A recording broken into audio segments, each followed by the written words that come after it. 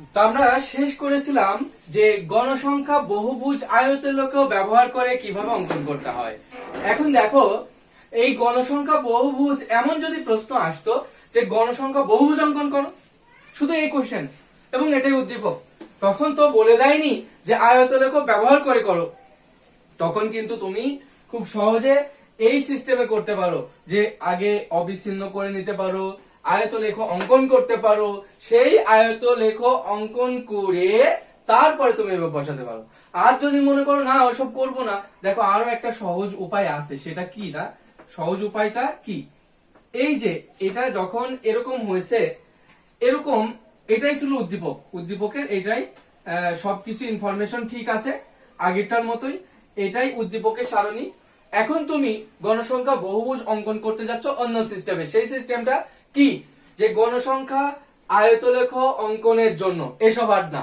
এখন শুরু করতে যাচ্ছি গণসংখ্যা বহুভুজ অঙ্কনের জন্য। গণসংখ্যা বহুভুজ, দেখো গণসংখ্যা বহুভুজ অঙ্কনের জন্য প্রয়োজনীয় সারণী এই যে উঠাই ফেললাম, শ্রেণী ব্যাপ্তি, তারপরে গণসংখ্যা। এরপরে এখানে শুধু একটা লাইন লিখতে হবে যে শ্রেণীর মধ্যমান। কি লিখতে হবে বলতো? শ্রেণীর মধ্যমান। শ্রেণীর মধ্যমান তো এই 35 আর 44 যোগ করলে কত হবে? দেখো 35 আর 44, দেখো 35 আর 44 আমরা যোগ করি, দেখি কত হয়। 44 যোগ 35 সমান এটা ভাগ 2 সমান 39.5। এটা হয় 39.5, 39.5, এটা 49.5, 59.5, 69.5, 79.5, 89.5। এই যে এই মানগুলো আমরা পেলাম। তাহলে ডাইরেক্ট আমরা কি করেছি?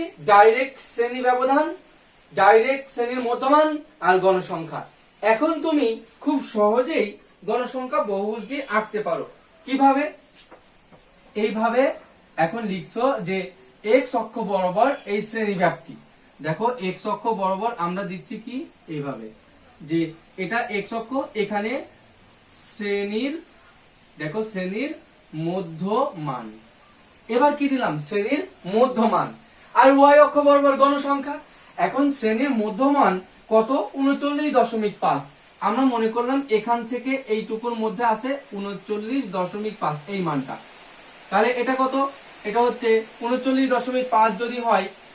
এইবার খেয়াল রাখো, এখানে আমাদের একটা মান হবে, তাই তোমরা একটু পরে লিখবা। দেখো এটা লেখো 39.5, ওকে, এটা 39.5, তাহলে এটা 29.5।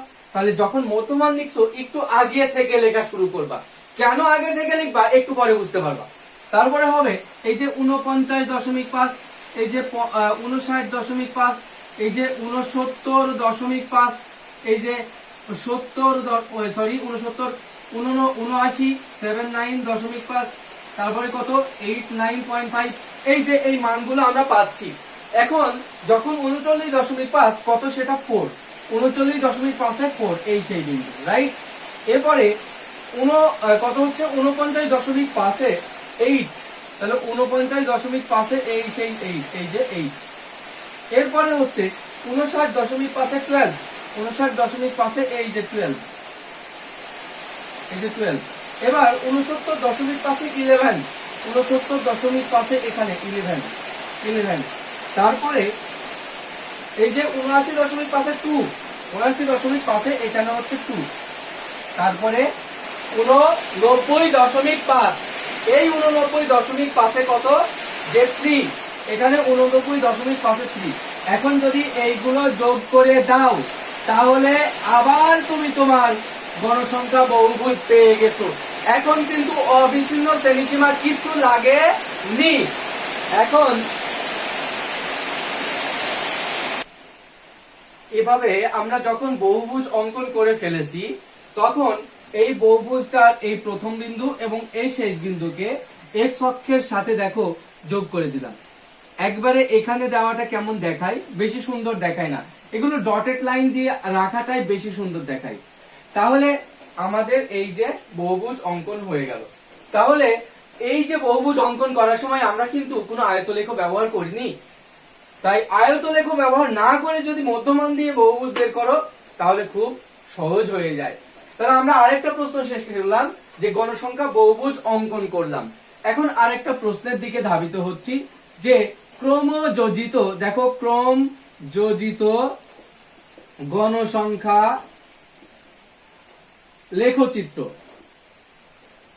লেখচিত্র বা এর অপর নাম হচ্ছে অজীব রেখা, অজীব রেখা অঙ্কন করো, অজীব রেখা অঙ্কন করো। ওকে, এই হচ্ছে প্রশ্ন। তাহলে এবার আমরা আরেকটি প্রশ্নের দিকে ধাবিত হচ্ছি। এটাই হচ্ছে উদ্দীপক। এই উদ্দীপক থেকে আমরা চাই যে ক্রমযোজিত গণসংখ্যা লেখচিত্র আঁকতে হবে বা তারই অপর নাম অজীব রেখা অঙ্কন করতে হবে। তো আমরা সেই গণসংখ্যা বহুভুজ অঙ্কনের জন্য নয়, এর নাম এখন কি হয়ে যাবে সলিউশনে, যে ক্রমযোজিত গণসংখ্যা, দেখো ক্রমযোজিত গণসংখ্যার লেখচিত্র অঙ্কনের জন্য, দেখো লেখচিত্র অঙ্কনের জন্য প্রয়োজনীয় সারণী। এইবার আমাদের যখন অজীব রেখা আঁকতে হবে তখন গণসংখ্যা, ক্রমযোজিত গণসংখ্যা, শুধু গণসংখ্যা নয়, তাই উপরে বসবে ওয়াই অক্ষ বরাবর ক্রমযোজিত গণসংখ্যা। কি বসবে? ক্রমযোজিত গণসংখ্যা। এইভাবে লিখছি ক্রমযোজিত গণসংখ্যা। তাহলে ওয়াই অক্ষ বরাবর প্রতি ক্ষুদ্রতম এক ঘর সমান 1 একক ধরে ক্রমযোজিত গণসংখ্যা নির্দেশ করছো, এবং এক্স অক্ষ বরাবর আগে একটু দেখি ক্রমযোজিত গণসংখ্যাটা কি, তাই না? চলো এটাই আমরা যখন লিখবো যে সারণীটা বের করে নিতে চাই আগে, তাই সারণীটা উঠাইছি। এই যে এগুলোতে কি হবে, এখানে হবে গণসংখ্যা, এগুলোতে কিছু নাই, এগুলোতে গ্যাপ থাকবে না, অন্য কিছু হবে। আচ্ছা, এই জায়গায় আমরা লিখবো ক্রমযোজিত গণসংখ্যা। এখন দেখো এই গণসংখ্যা যদি থাকে, কত ছিল? 4, 8, 12, তারপরে 11, তারপর 2 আর 3। এখন ক্রমযোজিত গণসংখ্যাটা হলো দেখো 4। এখন 4 এখানে দিয়ে দিলে, এরপরে নিচে হবে এই 4 এর সাথে এই 8 যোগ করলে কত হয় বলো তো? এই যে 12। তারপরে হবে এই 12 এর সাথে 12 যোগ করে দিলে দেখো কত হবে, সরি 4 এর সাথে, হ্যাঁ 4 এর সাথে যোগ করছো কত বলো তো? 4 এর সাথে এই ওইটা হচ্ছে 4 এর। আচ্ছা, তাহলে আমরা এই যে 4 এর সাথে এই 8 যোগ করলে কত হয়? 12। 12 এর সাথে এই 12 যোগ করলে কত হবে? 24। 24 এর সাথে 11 যোগ করলে হবে 35। 35 এর সাথে এই 2 যোগ করলে কত হবে? 37। 37 এর সাথে 3 যোগ করলে এই যে 40। অর্থাৎ এখানে নরমালি এই যে প্রশ্নটা, এই যে 4 বলতো, এই যে ক্রমযোজিত গণসংখ্যা 4, এটা দ্বারা কি বুঝায়? এটা আমাদের একটু বুঝে আসা উচিত, এমসিকিউ এর জন্য খুব ইম্পর্টেন্ট। যে 35 থেকে 44 মার্ক পেয়েছে, মানে আমরা মোট 40 জন শিক্ষার্থীদের মার্ক ছিল তো গণিতে প্রাপ্ত মার্কস, তো এই 35 থেকে 44 মার্কের মধ্যে মার্ক পেয়েছে কয়জন? এই যে 4 জন ছেলে। তাহলে 35 মার্ক থেকে 44 এর মধ্যে মার্ক পেয়েছে 4 জন। এখন এই যে 12 জন পেলে না, 12 জন বলতে বোঝাচ্ছে 35 থেকে এই 54 এর মধ্যে মার্ক পেয়েছে 12 জন। ক্লিয়ার না? এবার এই যে 24 জন বোঝাচ্ছে না, 24 কিন্তু বোঝাচ্ছে এই যে 55 থেকে 64 জন নয়, 24 বোঝাচ্ছে এই 35 থেকে 64 এর মধ্যে মার্ক পেয়েছে 24 জন। এবার বোঝাচ্ছে 35 থেকে 74 এর মধ্যে মার্কস পেয়েছে কত? 35 জন। আর 35 থেকে 84 এর মধ্যে 37, 35 থেকে 94 এর মধ্যে মোট 40। এর মাঝে তাহলে যদি বলো এই 11 বলতে কি বোঝায়? শুধু গণসংখ্যা বলতে কি বোঝায়? শুধু গণসংখ্যা 11 বলতে বোঝায় যে এই 65 থেকে 74 মার্কের মধ্যে মার্ক পেয়েছে 11 জন। ওকে, এইটা কিন্তু এই যে নরমালি এখানে যদি বলে এই 24 জন, তাহলে কি পেয়েছে? ক্রমযোজিত গণসংখ্যা 24 মানে বোঝায় যে একদম 35 থেকে 64 মার্কের মধ্যে মার্ক পেয়েছে 24 জন। এখন প্রশ্ন যে শুধুমাত্র এই মানে শুধুমাত্র এখানে এমন যদি হয় যে এই কয়জন এটা পেয়েছে, 35 থেকে 64 পেয়েছে, তাহলে কিন্তু আমরা বলবো 12 জন। ওকে, এখন 12 জন, তখন আমরা কি বলবো? 12 জন। এরপরে এই যে আমরা এই ক্রম যোজিত গণসংখ্যা লেখচিত্র অঙ্কনের জন্য এই সারণীটা দরকার। এখন এক্স অক্ষ বরাবর দেওয়া হবে যে কি দেব? এক্স অক্ষ বরাবর শ্রেণী ব্যাপ্তি। ওকে, এক্স অক্ষ বরাবর দিব শ্রেণী ব্যাপ্তি না, শ্রেণীর উচ্চ সীমা, কারণ এই উচ্চ সীমাটা দ্বারা এই ক্রম যোজিত গণসংখ্যা নির্ধারিত হয়। এখন এক্স অক্ষ বরাবর শ্রেণীর উচ্চ সীমা, ওকে, আর ওয়াই অক্ষ বরাবর ক্রম যোজিত গণসংখ্যা। তাই যদি দাও শ্রেণীর উচ্চ সীমা কত? এই শ্রেণীর উচ্চ সীমা 44, তাহলে এখানে দিয়ে দিলাম 44, তাহলে এই ভগ্ন রেখার মধ্যে এখানে মোট দিলাম 44। ওকে, এক বেশি করে দিলে কোনো ভুল নাই, বরং আরো ভালো। তো আমরা এখানে 44, আমরা একটু বেশি করে দিই, চলো এখানে দিই 44, এটা 34, 44 এখানে 44, তারপরে কত হচ্ছে বলতো? 44, 54, 64, শ্রেণীর উচ্চ সীমা গুলো হচ্ছে 54, এটা 64, এটা কত? 74, এটা 84, এটা 94, এইগুলো হচ্ছে শ্রেণীর উচ্চ সীমা। এখন যখন 44 তখন ক্রমযোজিত গণসংখ্যা 4, যখন 44 ক্রমযোজিত গণসংখ্যা 4, এই যে। ওকে, এরপরে যখন 54 তখন কত? এই 12, 54 কত? 12, এই যে 54, এখানে হচ্ছে 12, এই যে সেই 12। এখন আমরা এইভাবে তো ধরাতে পারবো না, এই ওয়াই অক্ষ বরাবর এটা ধরি কত? 5, আচ্ছা 4 4 করে ধরি, 4 দিয়েও তো হবে না মনে হচ্ছে, মিলবে না, অনেক দূর 40 পর্যন্ত চলে যাবে। এখানে দিলাম 6 দিই 8, এটা 16, এটা কত তাহলে? 16 24, এটা হচ্ছে 32, এটা 40। ওকে, আর একটু দিয়ে দিলাম 48, 8 8 করে ধরছি। এখন এখানে হচ্ছে কত? 44 এর জায়গায় কত হবে? 4, তাহলে 44 সোজা হবে 4, এই যে এখানে হবে 4, তারপরে হবে 12, এটা হবে 12, এখানে যদি 8 হয়, এখানে 16 হয়, এই জায়গায় 12, তাহলে এই সোজা যাবে কত? 54 তে। এবং 64 তে কত? 24, এই যে 64 তে আসবে এই যে 24। এবং তারপরে কত?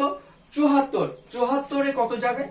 74 এ আছে 35, এই যে 74 এ 35, এন্ড 35 কত? এটা 32, 33, 34, 35, এই জায়গায় উঠবে, এই জায়গায় বিন্দুটা।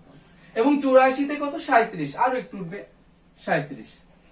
তারপরে 94 তে কত? 40, এই যে এই 40 সোজা চলে আসবে 94 এ, এই যে 40, এই যে। তাহলে আমরা গণসংখ্যা, এই যে ক্রমযোজিত গণসংখ্যা লেখচিত্রটা হবে এরকম, তাই না? এখন এই লেখচিত্রর সেই প্রাথমিক বিন্দুটা যদি পাও, এটা এক্স অক্ষের সাথে যোগ করে দাও, এই যেখানে যোগ করে দিলে শেষ। ওকে, যেখানে খুশি যোগ করতে পারবা। তাহলে আমরা বলতে পারি ক্রমযোজিত গণসংখ্যা কখনো এই নিম্নমুখী হয় না, ক্রমযোজিত গণসংখ্যা সর্বদা ঊর্ধ্বমুখী হয়, কারণ এখানে ক্রমযোজিত গণসংখ্যার মান কমে না, বরং বাড়তে বাড়তে যায়। ওকে, তাহলে আমরা শিখে ফেললাম অজীব রেখা অঙ্কন। ওকে, এখন শর্টকাটে আমরা এই অধ্যায়ে যতগুলো এই লেখচিত্র আছে, আমরা সব প্রশ্ন, এই যে মোট 5টা প্রশ্ন করাইছি না, এই 5টা প্রশ্ন যদি তুমি পারো তাহলে সব ধরনের লেখচিত্রই পারবা। প্রথমত কি ছিল বলতো? গণসংখ্যা নিবেশন সারণী তৈরি করো, তারপর গণসংখ্যা আয়তলেখ অঙ্কন করো, গণসংখ্যা আয়তলেখ ব্যবহার করে গণসংখ্যা বহুভুজ আঁকো, তবে গণসংখ্যা বহুভুজ আঁকো ও ক্রমযোজিত গণসংখ্যার লেখচিত্র অঙ্কন করো। দেখি তোমাদের সবার মনে আছে কিনা যে কোনটার সময় কি দিতে হয়, এটা মাথায় থাকা একান্ত জরুরি। এখন দেখো, এটা যদি এক্স অক্ষ হয়, এটা ওয়াই অক্ষ হয়। এখন এই গণসংখ্যা নিবেশন সারণী তো সারণী, গণসংখ্যা আয়তলেখ অঙ্কন করতে গেলে এক্স অক্ষ বরাবর কি দিয়েছিলে মনে পড়ে? শ্রেণীর মানে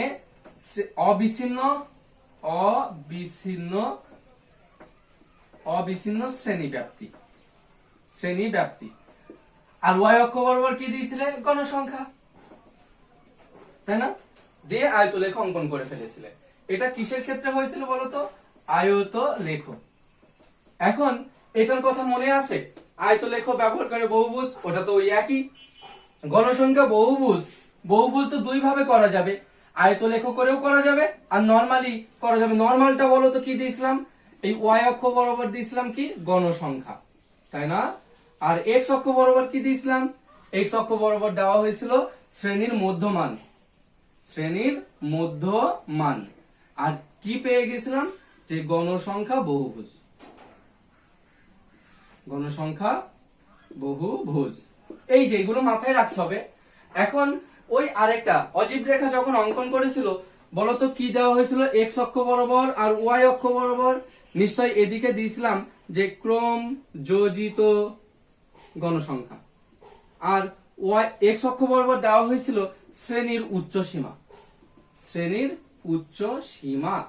আর এই তাহলে যেটা পেয়েছিলাম তার নাম কি? অজীব রেখা, অজীব রেখা। তাহলে আমরা সবগুলো লেখচিত্র অঙ্কন করতে পারবো। এখন আমরা দেখা করব পরের লেকচারে, অর্থাৎ কেন্দ্রীয় প্রবণতা নিয়ে। দেখা হবে পরের ক্লাসে। ততক্ষণ সবাই ভালো থাকো।